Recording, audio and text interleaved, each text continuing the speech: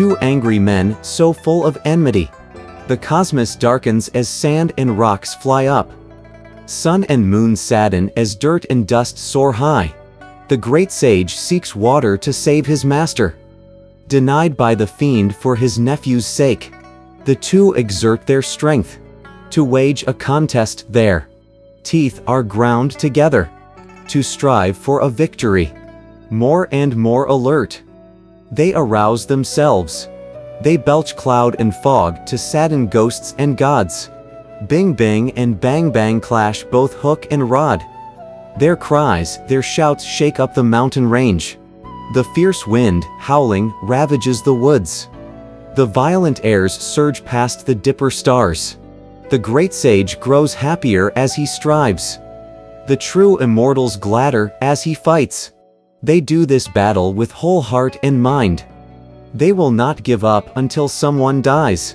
The two of them began their fighting outside the abbey, and as they struggled and danced together, they gradually moved to the mountain slope below. We shall leave this bitter contest for a moment. We tell you instead about our Sha monk, who crashed through the door, holding the bucket. He was met by the Taoist, who barred the way at the well and said, "Who are you that you dare come to get our water?" Dropping the bucket, Sha monk took out his fiend-rooting treasure staff and, without a word, brought it down on the Taoist's head.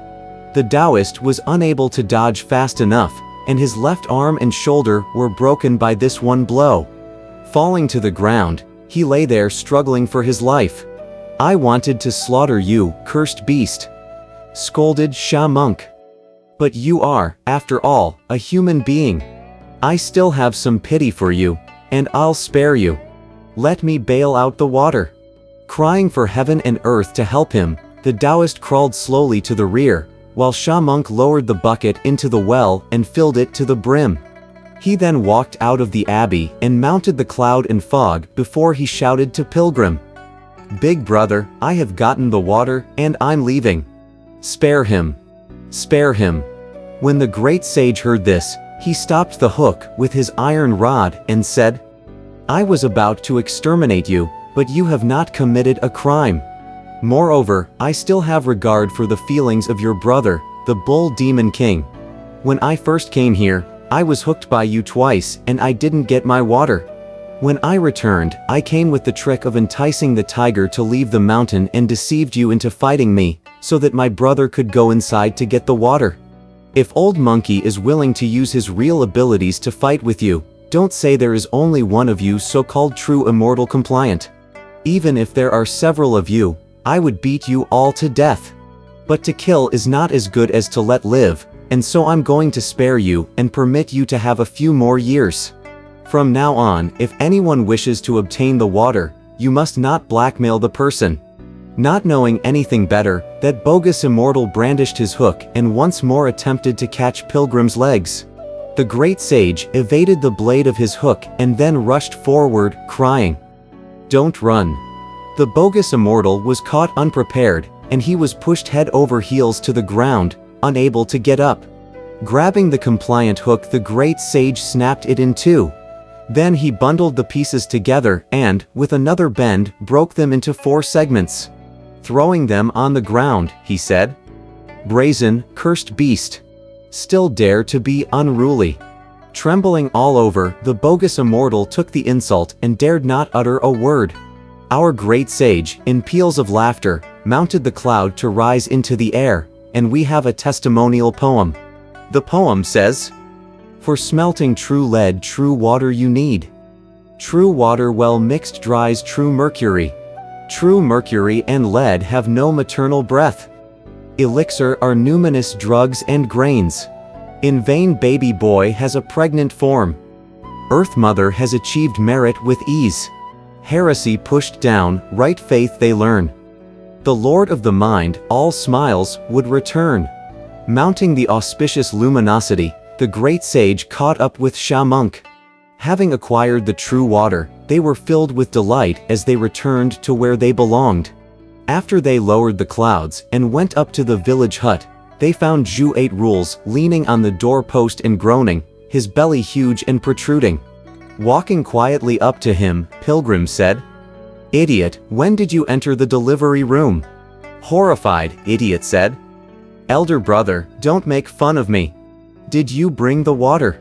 Pilgrim was about to tease him some more when Sha Monk followed him in, laughing as he said, Water's coming. Water's coming. Enduring the pain, Tripitaka rose slightly and said, Oh disciples, I've caused you a lot of trouble. That old woman, too, was most delighted, and all of her relatives came out to kowtow, crying, Oh Bodhisattva! This is our luck! This is our luck! She took a goblet of flowered porcelain, filled it half full, and handed it to Tripitaka, saying, Old master, drink it slowly. All you need is a mouthful and the pregnancy will dissolve. I don't need any goblet. Said 8 Rules. I'll just finish the bucket. Oh venerable father, don't scare people to death. Said the old woman. If you drink this bucket of water, your stomach and your intestines will all be dissolved. Idiot was so taken aback that he dared not misbehave. He drank only half a goblet. In less than the time of a meal, the two of them experienced sharp pain and cramps in their bellies, and then their intestines growled 4 or 5 times. After that, Idiot could no longer contain himself, both waste and urine poured out of him. The Tang monk, too, felt the urge to relieve himself and wanted to go to a quiet place. Master, said Pilgrim, you mustn't go out to a place where there is a draft. If you are exposed to the wind, I fear that you may catch some postnatal illness. At once, the old woman brought to them 2 night pots so that the two of them could find relief. After several bowel movements, the pain stopped and the swelling of their bellies gradually subsided as the lump of blood and flesh dissolved. The relatives of the old woman also boiled some white rice congee and presented it to them to strengthen their postnatal weakness. Popo, said 8 Rules. I have a healthy constitution, and I have no need to strengthen any postnatal weakness. You go and boil me some water, so that I can take a bath before I eat the congee. Second elder brother, said Sha Monk. You can't take a bath. If water gets inside someone within a month after birth, the person will be sick. 8 Rules said. But I have not given proper birth to anything. At most, I only have had a miscarriage. What's there to be afraid of? I must wash and clean up. Indeed, the old woman prepared some hot water for them to clean their hands and feet. The Tang monk then ate about 2 bowls of congee, but 8 Rules consumed over 15 bowls, and he still wanted more. Coolly, chuckled Pilgrim. Don't eat so much. If you get a sandbag belly, you'll look quite awful. Don't worry, replied 8 Rules. I'm no female hog.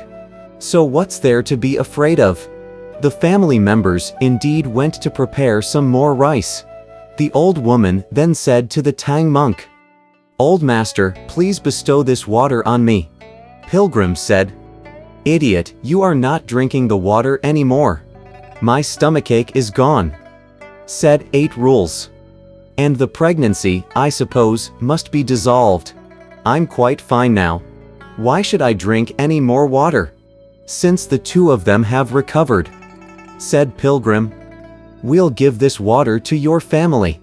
After thanking Pilgrim, the old woman poured what was left of the water into a porcelain jar, which she buried in the rear garden. She said to the rest of the family, This jar of water will take care of my funeral expenses. Everyone in that family, young and old, was delighted. A vegetarian meal was prepared and tables were set out to serve to the Tang monk. He and his disciples had a leisurely dinner and then rested. At dawn the next day, they thanked the old woman and her family before leaving the village.